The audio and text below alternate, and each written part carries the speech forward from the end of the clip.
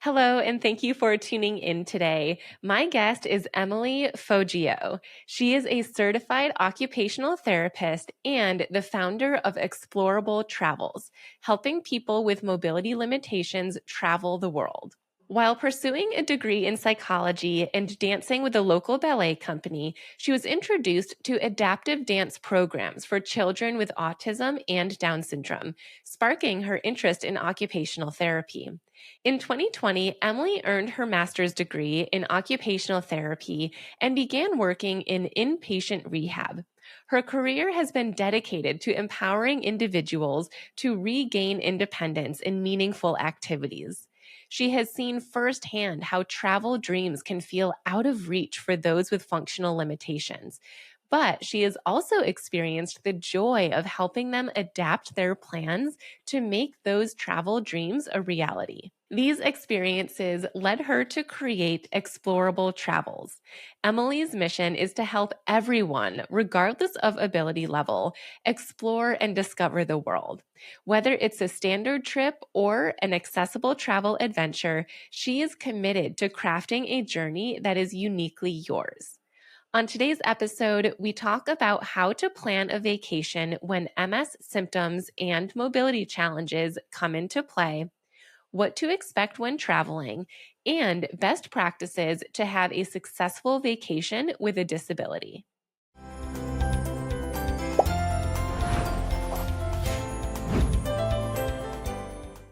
Emily, thank you so much for being here with us today.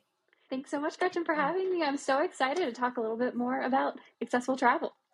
I am too. And we were just talking before I pressed record, but I'm extra excited because the MSing Link podcast has never had anyone talk about this topic before. And partially because it's really hard to find someone who is knowledgeable in this world. So I'm very excited for all of the questions I'm going to ask you and to hear your answers. But before we dive into those, is it okay if I ask you a question from my interview deck? Absolutely. Awesome. Okay. I'm going to shuffle. Your question is, what's the first impression you want to give people? I really want to make sure people feel comfortable talking to me. I always want to give off a positive light, that they feel hopeful and empowered. But I think more than anything, I just want people to feel comfortable that they can talk to me about anything that's going on in their life. And yeah, I think that's it. It's a very roundabout answer, I guess. I love that. These questions are supposed to be not expertise specific, not podcast specific. Yet so often the question that I choose directly relates to what we're going to talk about. And I feel like this is one of them. Oh, absolutely. I mean, I feel like, I know we're probably going to go into introductions, but with my background in occupational therapy, I every day have to go into someone's room and I have to build that rapport and that connection with people pretty quickly because they're in such a vulnerable state. So I really want to make sure that people feel comfortable and positive and lighthearted in our initial conversation, no matter if it's travel or if I'm in the hospital working with them. So yeah. I love that. And that's a perfect segue. So for those that don't know who you are, you did say you're an occupational therapist, but can you explain your background and also how you got into this specific field of travel? Yeah, absolutely. So it's a little bit of a long story, so I'll shorten it up as much as I can. But actually, before any of this, I was a really big ballet dancer. And when I was in high school, I went to an arts high school. And every Saturday, I did a class with kids with autism and Down syndrome, specifically called adaptive dance. I always loved it. It was so exciting. It was fun. It was something different where I kind of got to blend something new with my love of dance. So a couple years later, I ended up joining a pre-professional company here in Richmond and danced with them, where I actually met my husband. And I was in college at the same time, so kind of working a career in college at the same time, and wasn't really exactly sure what I wanted to do. I feel like that's what your 20s are for, right? Early or late teens. And kind of decided on a psychology degree so I could figure out what I wanted to do. But I ended up shadowing a physical therapist, occupational therapist, and just what was out there. And occupational therapy really spoke to me when I was working with kids. And so I kind of leaned towards that way. And I took a gap year between my undergraduate and master's program and went with occupational therapy. So I actually graduated in 2020, which was a fun year for everybody. So I actually never experienced practicing before the pandemic. So all I know is this new world of everyone wearing masks and just like how we do different protocols. So it was a learning experience in itself, right? And so I've been practicing basically since 2020, and I started working in inpatient rehab because I fell in love with that during my field work, and really just being able to see like quick progress with people, where I could get them from very debilitated state to a more independent level where they could actually go home and be with their family. And that was always so inspiring to me. Not always quick, but you do as best as you can with progress. But basically in 2023, I came across this woman who was supposed to be going to Disney World. And Disney has a special place in my heart. It's some place I've been going to since I was a little girl. And she was supposed to go the year prior, ended up with a cancer diagnosis and had to cancel her trip. And then 2 weeks before her rescheduled trip the following year, she fell and broke her hip. And she was like, oh my gosh, I can't go. Like 16 of my family members are supposed to be going to Disney World. And so I said, oh, no, you can do this. It's fine. Here's the first aid centers. Here are the rides you can go on in a wheelchair. You just got to think about your hip precautions, like use your energy conservation skills, and really just like pace yourself. Just because this one thing happened to you doesn't mean you can't experience this with your family. And basically, kind of to make a long story short, a couple months later, I decided that I wanted to find a way to help individuals travel, whether it's able-bodied or people who are going through unfortunate circumstances, have a disability, and really just make it positive and help them explore the world, because I really feel like giving people the opportunity to explore is just going to help them and create greater experiences and add positivity to their own life. So, A- yeah. Absolutely. And so many people that I work with who have MS or another chronic illness, autoimmune disease, whatever it might be, already feel isolated in some way, shape, or form. And so giving them the ability to travel comfortably is just, I mean, I feel like I get the chills just thinking about it, because so many people just write off travel as something Yeah. that's not accessible for them. So I'm just so excited to get into the specifics here. And the Yeah. reason why I actually thought to have you on the podcast is because we have a bunch of members in my online program, the MSing Link, who have been talking about travel really throughout the last year, I would say, but especially the last 6 months. Mm-hmm. And oftentimes it's someone who is planning a trip and they're just looking for guidance, or like, Yeah. can I bring my rollator, or like, what do I do on a plane? Or it's someone who is looking for guidance in where to even start because they want to take a trip, but they feel like they can't. And there's just been so many questions. And fortunately, one of my MSing Link members works with you, and Yeah. she put us in touch. So I feel very grateful for that, because as I mentioned, it's really hard to find someone knowledgeable about this and has the occupational therapy mindset behind it too. Yeah, no, and I'm very excited because I'm just hoping to give some knowledge to help someone just move forward, and because it's daunting, it's exhausting, it's so many things, and I just want to give people the ability to just do it. Yes. So let's start off with what I think is kind of a basic question. So there's lots of different types of travel. So we've got flying, train. I was just on a train to New York City, cruises. A lot of my MSing Link members are thinking about going on cruises or have Mm-hmm. recently been on cruises, driving somewhere for travel. So therefore, there's lots of different things to think about. What things should come into mind when someone is choosing the type of vacation to go on? So when they're choosing a type of vacation to go on, it's a very personal experience. So whether you're someone who has MS, or if you're someone who's in a wheelchair, or if you're just a multi-generational trip that just wants to go somewhere, the first thing that I'm going to ask someone is, what type of trip do you want? Do you want to be going, gone and going on all these excursions, or do you want to relax? So that's where I start with my first couple of questions of, what do you want out of your trip? What do you want to experience? And then from there, we can kind of break things down of, what have you been experiencing? Have you been experiencing extreme fatigue? Can you only walk certain distances? Just kind of going through and like pulling apart those questions of like, what does your daily life look like? And that kind of helps break down what type of vacation you would be going on. So I really love that approach because you're not necessarily asking like what mobility aids do you use, but you're more so asking like just what do you want? Like Yeah. mobility aside, what are you looking for? So I love that that's an okay starting point. Because honestly, I think a lot of people start with, okay, well, my mobility is here and these are the assistive devices I'm using. Therefore, what trip can I go on? But you're saying, that's almost secondary. Like, let's first plan the trip that you actually want to go on. Yeah, absolutely. Because there are so many more opportunities these days in the 21st century than there were even like 30 years ago. Like, you have to think that ADA in the US has been around for 40 years or so, 40, 50 years. And then it's only been in the past 15 years that countries in Europe and Asia have been able to implement some of these, it's a different name other than ADA, but accessible routes and places to travel. So even now, there are just so many more opportunities, and I want to be able to give those options. Yeah.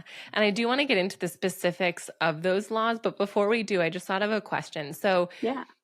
if you could pick one place or not place, one type of trip that you feel is the most accessible, like if you ask someone, okay, what type of trip do you want to go on? And their answer is, I don't care. I just want to go somewhere. Mm-hmm. Does anything come to mind of, okay, the easiest one, the most accessible type would be a cruise, or like, I don't know, Yeah. is there an answer for that? Well, so I mean, the first thing that pops in my head is cruising, actually, just because, like, and it's for the person that wants to unpack once, right? So if Mm, you got a stateroom that not only has an accessible shower, an accessible toilet, that it has a compliant bed that you can do a nice, easy transfer into from a wheelchair or standing, then you know you're always coming back to that one safe place every night. And then you also know that, again, if you're wheelchair bound or you're not walking as far distances, everything's going to be on one level. So you never have to worry about stairs unless you want to do the stairs. There's always going to be an elevator no matter where you're going on the ship. mm. So that's kind of like the first layer of that question. It gets a little bit trickier and complicated where you're cruising to, because some cruise lines will go straight into port and you can roll right off onto the dock. Other places, they get trickier just because they're smaller ports and you have to tender in, and those aren't as wheelchair friendly. That's kind of where I come in and doing the research of like what's possible and what's maybe not so possible. Right. We're going to get into cruises a little bit later in my questions that I have for you, but I've been on one cruise. So Mm-hmm. I'm fortunate for that because I can kind of picture what you're talking about, but I'm not very cruise savvy. So we'll see how that goes when we Yeah, get to sounds that. good. Okay. So let's talk about the laws. So you mentioned ADA. Mm-hmm. And also more of international laws as well. So Yeah. what do the accessibility requirements say, and what do we need to consider when it comes to travel? Yeah, absolutely. So basically the rules underneath like the ADA requirements. So that includes things like accessibility routes, parking, restrooms, building entrances, elevators, service counters, communication, and just hotels in general. When we talk about travel itself, such as like airplanes, there's a whole other separate act called ACAA, which stands for the Air Carrier Access Act. So basically, that's how individuals can get assistance boarding airplanes and getting assistance throughout the airport as well. So, and that can be like having someone wheel you, help someone get you to and from your seat, and then as well as luggage, so like medical devices. So that's, again, another layer. There's also trains, buses, cars, and taxis and stuff like that. But as far as international law, it's going to vary based off of where you're going. So the UK is going to be different than, say, Spain or France or other things, just because you got Europe and the UK, obviously. They just have different laws that they abide by and things that they focus on. So, like Australia, they do the Disability Discrimination Act, which ensures equal rights in public areas, employment, and transportation. Whereas there are other places in Europe that focuses very much on communication over like the computer and like digital, like ways people communicate digitally and stuff like that. When it comes down to where you want to travel, that's where we can look at the specific laws, because just like here in the US and different states, there are all different laws that people have to abide by. So it would just be a part of that whole research entity. Gotcha. That makes sense. And what is, I think I'm getting this right, TSA Cares? We had a MSing Yeah. Link member who recently traveled, and she said, I don't even know what the right terminology to use for this is. She participated in TSA Cares, Yeah. and she said it was amazing. And I just don't know what that is. Can you share more on that? Absolutely. So TSA Cares is a free service that's offered at every single airport within the United States. Basically, this is something that you can call within 72 hours before your flight. And you can just be like, hey, I'm going to need some help getting through the airport. Can you help me? So basically, what happens after that is they'll just ask for your flight number, what time you're boarding, and all of those other things. And you'll get like a little card that you can fill out that you can just hand to someone at security and be like, hey, I'm participating in TSA Cares. And they basically take you through security and what's most comfortable for you. Now, if you can walk through security, you can do that. If you can only wheel through security, then they take you aside, and as long as you're okay with it, they'll do an additional pat down. With TSA Cares, this is also important because this is where you can also let the airline and security know that you will be bringing through medical devices or any medical necessities. And that can include anything from medication, your wheelchair and your cushion, your walker, your rollator, catheters, anything of that sort.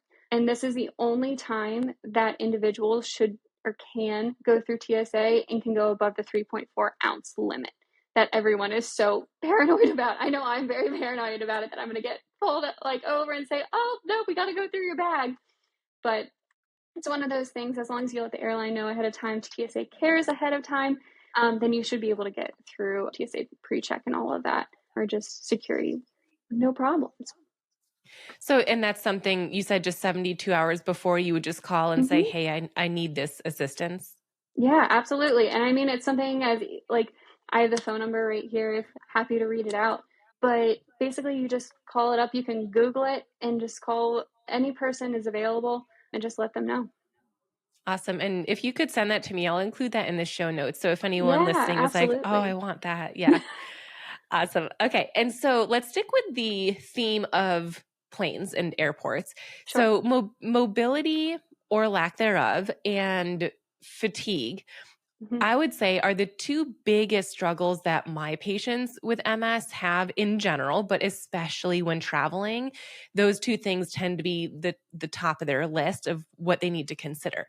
So, how can someone with a disability who maybe does have difficulty with mobility, maybe Hmm. they're just using a cane or rollator or wheelchair, and fatigue, what is the best way for them to not just get through the airport, because you just mentioned the TSA Cares would be great for Hmm. that because they can help, but also like just getting on the airplane and to their seat and the bathroom? Like, what are some things that can make that more feasible if possible, or at the very least, like things to consider? Yeah, absolutely. So, along with TSA Cares, it's also really important to reach out, and you can do it as early as you want to, as early as you book your flight. Reach out to the airline and request at check in that someone comes and picks you up in an airport wheelchair. Maybe not the most comfortable thing in the world, but if you're planning on walking where you're going and you're not bringing a wheelchair, this is a really great option. Now, for my client and one of your listeners, what I did specifically for her is when she booked her flights, I went ahead and accessed all the accessibility. And what I clicked was there's a box to say, hey, I would like help from check-in all the way to the gate, and I can walk down the gate down to the airplane myself. Or if I really needed help, I needed to bring a wheelchair all the way down to the airplane where I can then walk myself onto the plane. Or a third option is they will pick you up from your wheelchair. They'll put you onto an airplane wheelchair where they have different lift systems. And this could be very much an individualistic decision based off of body mass, as well as just like ergonomics of how someone wants to be lifted. And that they actually will bring the wheelchair the airplane wheelchair onto the airplane and assist you getting into the wheelchair or the seat as planned. So there are multiple levels as well, and that's just something that you have to be very open and letting the airlines know that, so that way they can plan ahead of time, and you'll have more than enough time because you're one of the first ones to board the plane if you need extra time. So there's one part of getting through the airport. And then as far as using the bathroom, I feel like this is a highly talked about conversation, and it's not always the best answer. So typically with national flights, there are no handicap bathrooms on the plane.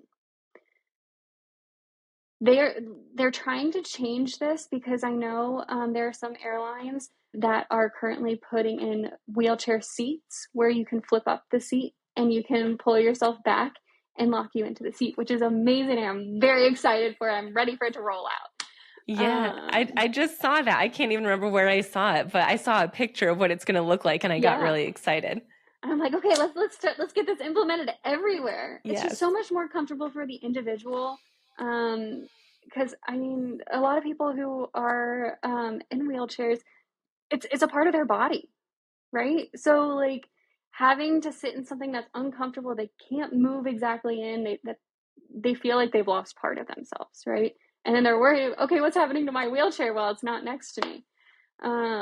Which is a whole side tangent of this conversation. But anyway, going back to the bathroom situation, what I recommend is always going to the bathroom right before you get on the plane. I even do it myself because I don't like airplane bathrooms, but all airports have family restrooms that have plenty of room for support if you need help with transfers, and if spouses are needing to help each other or just family members in general, they've got that space. There are handicap bathrooms typically in airports in general because that's just ADA law, right? Now, as far as international flights, this is where things kind of start opening up a little bit because they're bigger planes. Again, not all airplanes have handicap bathrooms, and that's something that I can help look into when booking flights because it is an option. It just might be tricky with what flight that it is. And if that's most important to the individual, then we're going to find the flight that makes it work. And normally it's going out of those big hubs like New York City, Charlotte, Atlanta, Miami. At least those are some places on the East Coast that I fly out of regularly. But it's one of those things that's something that we can sit down and, again, tailor towards the individual. Also, kind of going down the bathroom side of things, a recommendation that I've provided is wearing a condom catheter for men. For women, it is not as easy, unfortunately. And I was even looking a couple days ago, I was like, what is available for women who may have like incontinence issues? And unfortunately, we're not doing a very good job of coming up with those alternative issues. So in the meantime, I think choosing those shorter flights of no more than 4 hours at a time nationally, or if you have an accessible bathroom on the plane, you can go 6 hours, but making sure you're kind of timing yourself with those bathroom breaks to ensure that we don't have any of those incontinence problems. Absolutely. Incontinence is so common. And as you know, there's so many Yeah. different forms of incontinence, like urgency, frequency, Mm-hmm. so many different types. So that's can definitely be an issue. What would you say about where someone should check their mobility aid if they are going to, if they're not going to bring it on the plane with them? Should it be at the gate Mm-hmm. or, whatever it's called, where you store your other luggage, where you give it to them before you even get through security? Yeah, that's a really great question. So, like everything else, there are multiple answers, right?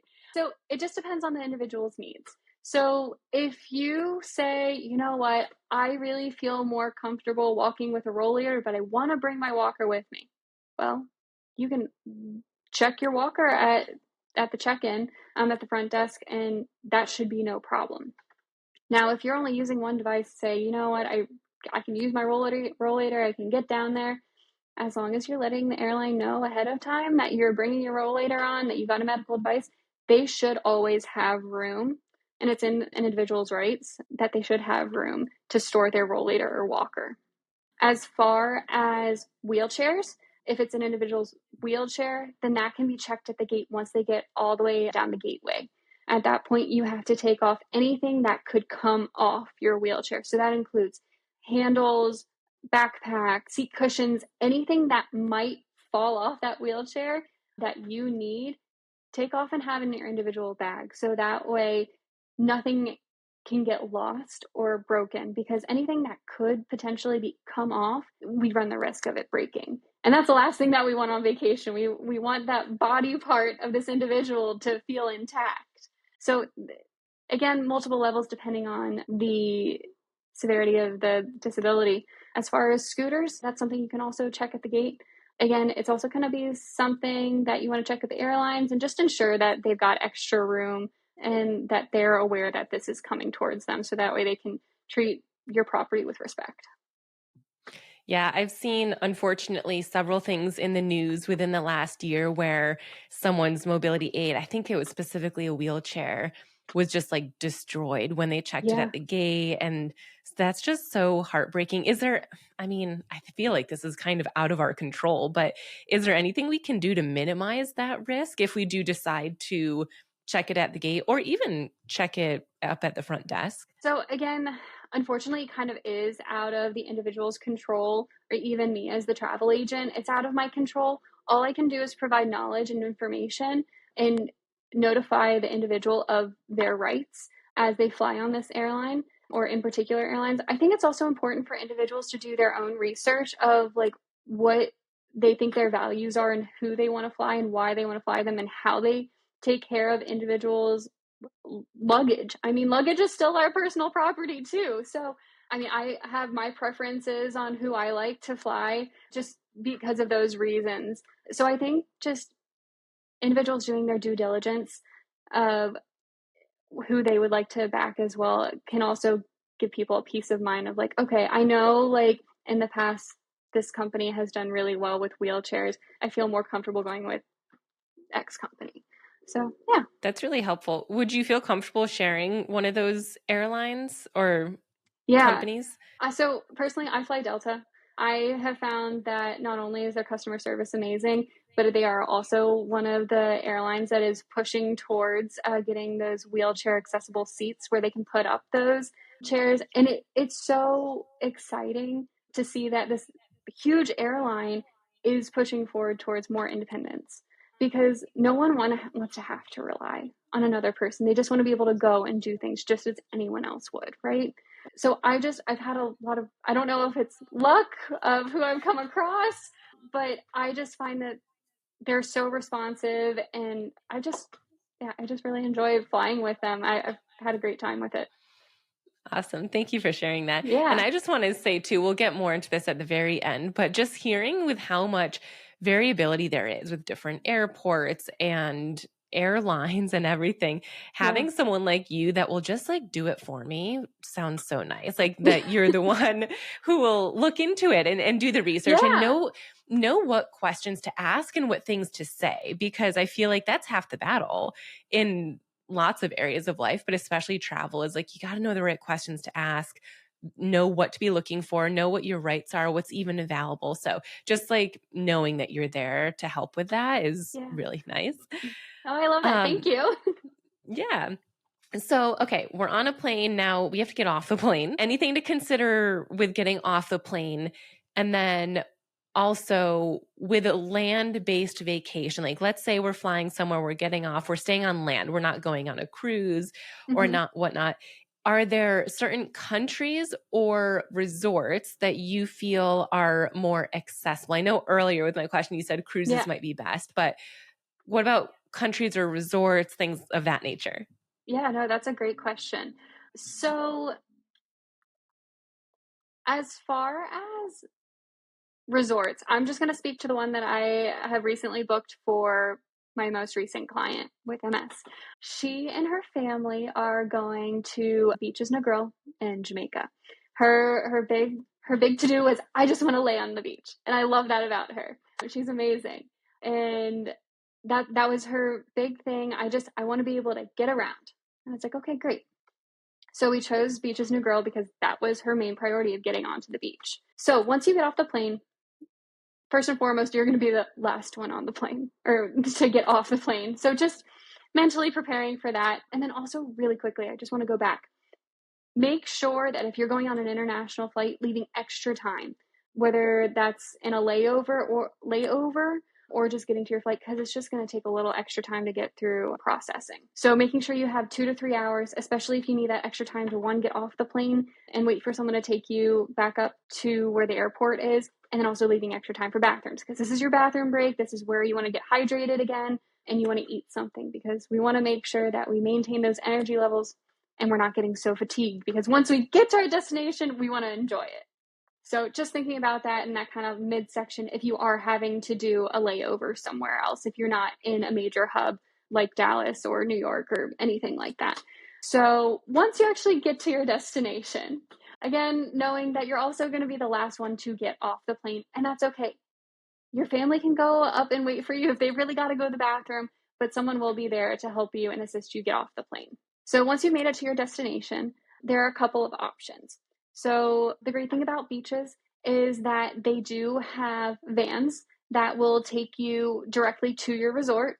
And for this instance, we actually did a package where this will take my client and her family directly to this kind of like holding place where they can go through customs individually and quickly. So that way she's not spending 2 hours going through customs. And I mean, it's a little extra cost, but to save you all of the time, the agony and the waiting and the standing that she just can't tolerate anymore, it just helps her zip right through. So that's one option. And then someone's also just waiting there with a sign. Like, how cool is that to have someone waiting with your name on a sign? That is awesome. I mean, especially what you just pointed out. I wasn't even thinking of customs, but standing in line or even just waiting in line, even if you are sitting on a rollator or sitting in a wheelchair, it's exhausting. So that Oh my gosh, definitely sounds like a great absolutely. option. Yeah, and they do this all over Jamaica. They can actually get food, they can get drinks, they can enjoy their time through this service where they can then wait for the transfer to their resort. So everything is already going to be all set up. So all they have to do is show up, which is great. Who doesn't just want to like show up to their vacation and start enjoying it right away? Yes. So, and then the other thing that we spoke about when planning this trip, and I feel like this is just a good example because she has MS. So the other thing that we talked about pretty in depth was that she wanted to find the time to be with her family, be with her husband, and didn't have to spend that extra energy to get around places. So this resort in particular was most accessible of the ones that I looked at. There are 3 beaches resorts, one of which was completely mountainous, not accessible. This is not something that my client could walk around easily if she wanted to. And just because something says accessible doesn't mean the landscape and the terrain is necessarily accessible. So that's just something that you have to consider in the scheme of all of this, right? So she decided, and I love her. I think she's so great. She's like, I'm just going to do the butler service. And I was like, okay. So she's going to have someone pick her up in a golf cart right from her room and take her all the way down to the beach, right to the chair where she wants to sit. Because she was like, I want to be able to spend time with my family, enjoy, relax, use my energy conservation skills. It's one of my favorite words or terms, Yes. more likely. So that way she can actually enjoy her vacation and not fatigue herself having to walk around the entire resort. Now, she's very ambulatory, but she just wants that option. I love that. And is that something that you would need to call ahead to do? Or once you're on the resort, can you just call like the main headquarters and be like, hey, please pick me up at this time? So for this in particular service, it is an added cost to the room. That's something that as long as rooms are available, you can definitely purchase that. But on the other side of things, you can always rent equipment to like bring to your vacation. Either they can deliver to your home and you can take it all the way through vacation, or they can have it set up and ready for you to go. So that can be scooters, wheelchairs, walkers, power wheelchairs, or anything of that sort to kind of help you get around if, say, this butler service is not within your price range. Gotcha. Okay. So she was doing a beach Mm-hmm. vacation. So one thing that comes to my mind with my clients with MS is heat intolerance and Mm-hmm. also mobility, like walking on the sand, or even like their Yeah. rollator or a cane like might not do well on the sand. Are there services or just things that we should know to make a beach vacation more feasible if someone does have heat intolerance or mobility issues, specifically when thinking about like the beach, the sand, like how to do that? Yeah. Absolutely. So the really great thing about this resort, the beaches resort that she's going to, if, say for instance, she wasn't as ambulatory, there's the option of having a beach wheelchair. And that is something that is already provided by the resort. You just have to make sure that someone else isn't using it and it's all yours to use. So it's the really blown up wheels, because where we find an issue is that these really tiny caster wheels that people are using and they get caught up and then it becomes a tripping hazard, right? So there are all-terrain rollators that people can purchase as well as getting through sand. But I think something that would be really good for individuals is there are also a lot of grassy areas that have like firmer ground. So maybe finding a lawn chair underneath an umbrella that maybe has some firmer ground. Or if we're really like bent on getting on the beach, then making sure we've got someone with us to kind of like steady ourselves, or maybe getting that beach wheelchair so that way we can at least roll onto the sand easily. And as far as staying cool, there are a couple things that I even pack for myself because I'm not the most heat tolerant person in the entire world either. I burn like that. First and foremost, finding an umbrella, right? And making sure that you can purchase a fan for yourself with a mister, making sure that you're keeping nice and cool. A lot of them these days have rechargeable batteries, so you just plug it into the wall the night before and call it a day. And then they also have really nice cooling towels like on Amazon. All you got to do is put a little water on it, put it on the back of your neck, and just making sure that you're cooling down.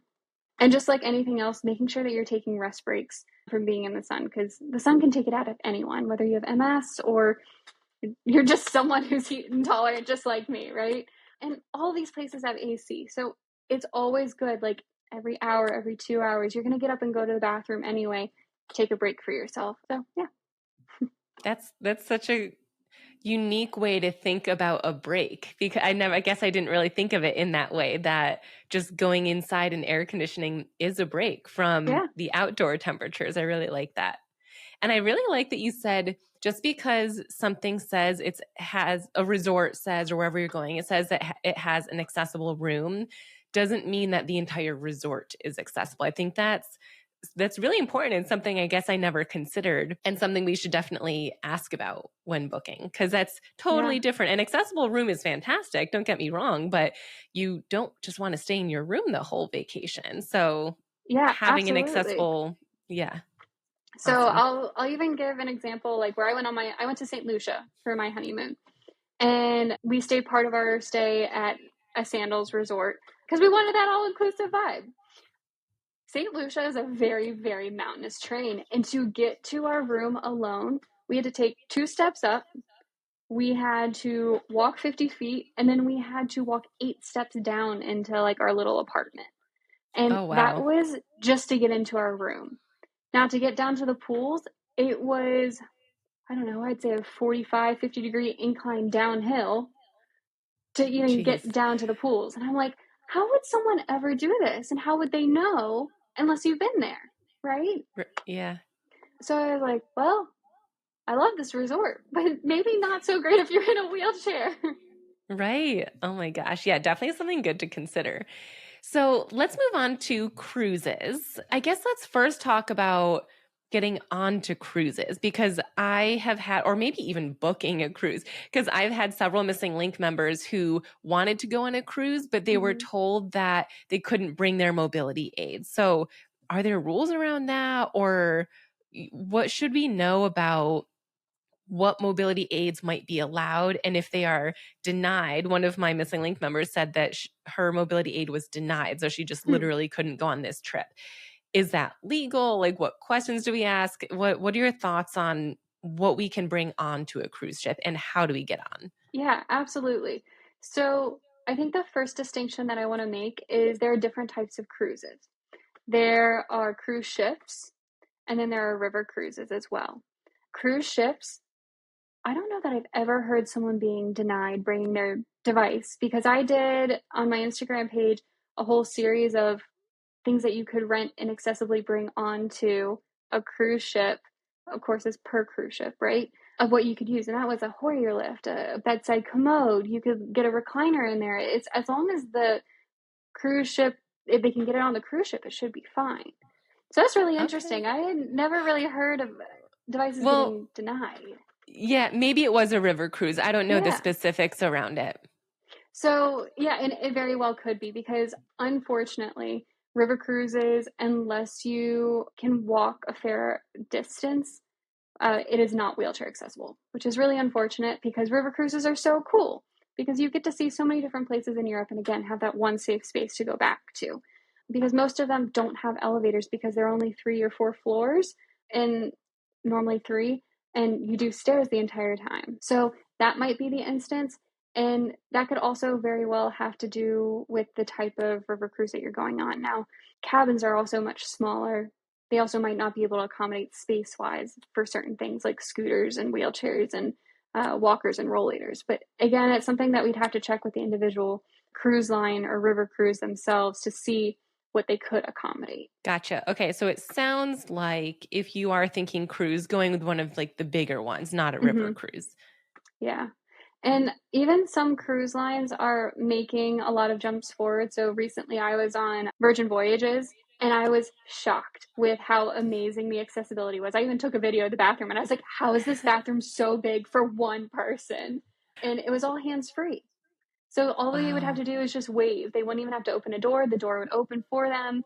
Plenty of space for a caregiver to assist. I think when it goes back to, we just have to, again, determine what you want to do, where you want to go, and how we're going to make that happen. And it might just look different with different cruise lines. And that's okay. I think that's also something really important, is just because one thing doesn't work out doesn't mean that something else like won't. Like, there are always options out there. That's a great thing about the internet these days.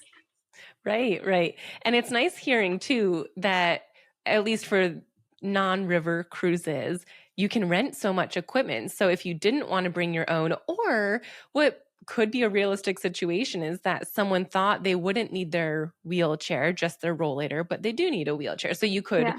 rent. Do you need to rent something like that in advance? Or if while you're on the ship, you're like, oh, shoot, I should have brought this with me, would they have it on there? Like, how does that work? Yeah, so cruise ships are always going to have wheelchairs, but they're not going to be the greatest thing, and it's not something I would plan for or recommend. It's something that I always try to plan ahead for. I'm very much of the mentality, let's be proactive and not reactive. And so if it's something you're like, I've been much more fatigued, I might be having like a relapse, it might be something good to just have on hand, rather than just being like, oh my gosh, I can't do this. I can't get around. I can't even get around the ship. I'm just in my room. So it's something that we should definitely book it at least 2 weeks in advance of where you're going. Normally, I like to do booking as we're doing the actual booking itself, because again, supplies can still potentially run out, and we want to make sure that everything is set up the way that we want to be, so that way we're nice and safe and comfortable so we can enjoy. This has been so helpful. I'm just soaking up all this information. So much of this is brand new to me. So I Oh, really so glad. appreciate. Yes. Is there anything else that maybe I haven't thought to ask you? Anything else that we should consider when traveling for someone who does have fatigue or varying levels of mobility, or, different locations? Anything that we haven't discussed yet that you think is important for people to know when considering traveling? Yeah, I think it has to do with like acknowledging and knowing yourself of where you are in space, because as long as you feel comfortable and confident, I there's no reason that you shouldn't be able to travel, unless there's of course some like medical need or hold going on. So I feel like it's always a conversation that should be had. Even if you're not sure, I would rather talk with someone and have someone get comfortable than someone just saying, "Oh no, I can't do that. I'm not feeling good. I'm really tired. I'm not going to be able to do that." Well, I think it's worth having the conversation and just knowing what is available and accessible out there. So yeah, I think just getting knowledge is power, right? So the more you know, the less scary things become, and that's something that I'm even learning in this new business. I'll be hitting my 1 year mark in November, which is so crazy. So I'm very Congrats. excited. Thank you. It's been a lot of fun and hard work, but it feels so rewarding. But sometimes just doing the scary things and putting yourself out there is just what you need to do, whether it's travel and doing something for yourself, because you're on your own best advocate at the end of the day, and I'm here to support that. Yeah, and I couldn't agree more with knowledge is power. So again, so many MSing Link members have been afraid to book a vacation, or they attempted, but maybe it was a river cruise and they were told, nope, you can't bring your wheelchair. And then they assume, well, I can't go on any cruise. So Yeah, just knowing this information is so, so helpful. If someone does want to work with you, they're like, you know what? I don't want to have to remember all of this. yeah. I want her to do it for me. How can people find you, reach you? What's the best way to work with you? Yeah, absolutely. So you can shoot me an email. I also have a Facebook and Instagram account. I am currently working on my own website. So that'll also be a way for people to kind of schedule an appointment with me, because I always do a 30-minute initial consultation just to make sure that we mesh well, because I want to make sure that we're on the same page. Like I said before, I want to have you to have a positive experience and enjoy your vacation, because you put a lot of work and money into doing something special for yourself. So I want to make sure that's all tidy and nice and neat to go for you. So there are multiple ways that you can get in contact with me, and I'm more than happy to give you my email and phone number, and anyone can reach out. Awesome. So I'll include your email and then your Instagram and Facebook and the phone Okay. number that you mentioned earlier for I think it was the TSA Cares. Yeah. Yes. So I'll put all of that information in the show notes. So if anyone listening wants that, go ahead and check there. But Awesome. I think these are all my questions for now. I feel like this is a conversation where once we stop recording, I'm going to think of like 10 more. But this has been so helpful. Thank you so much for sharing your expertise and just giving us this knowledge so that Yeah, travel does absolutely. feel more accessible. Yeah, no, I'm so excited. Thank you so much for having me on your podcast. I was so thrilled to be a part of it, and hopefully I can help someone else like want to travel a little bit more. Absolutely.